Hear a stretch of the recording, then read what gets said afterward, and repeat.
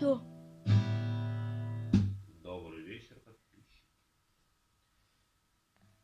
Свет не падал с небес на меня, и только древности тень, как холодных страт, где-то там далеко умирает луна, и мечты, как пыль, рассыпались прах в глубине веков. И остыл огонь, не только лед на вершинах гор, лед и ветер.